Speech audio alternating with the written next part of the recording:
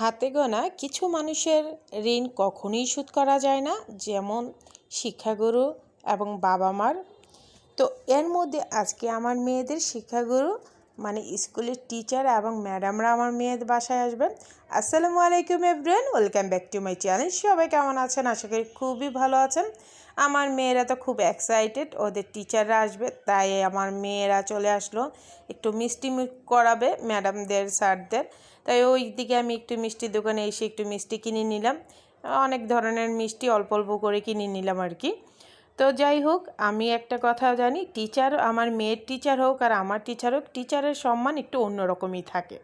তো এইদিকে আমি অনেকগুলো আইটেম করেছি যতটুকু পেরেছি। তো ম্যাডামরা আসলো এখানে, Saleha miss, Poly miss, Nilufa miss, সাইজ স্যার, ওরা আসলো আমার বাসায় সিনিয়র টিচার। আলহামদুলিল্লাহ আমি অনেক অনেক খুশি হয়েছি। আর আমাদের সবার প্রিয় টিচারগুলোর মধ্যে কিন্তু সালেহা মিস কিন্তু খুবই হাসি খুশি, প্রতিটা স্যার ম্যাডামই হাসি খুশি।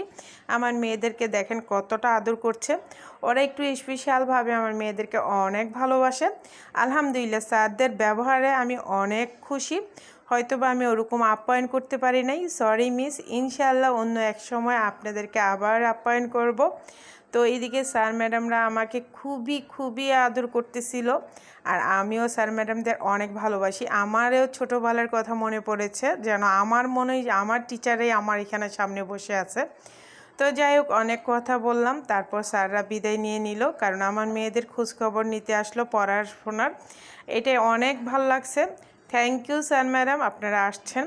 তো এরকম ভিডিও করে রাখলাম আর কি, এটা স্মৃতি হিসাবে থাকলো। আর সবাই ভালো থাকবেন, সুস্থ থাকবেন। আল্লাহ হাফেজ।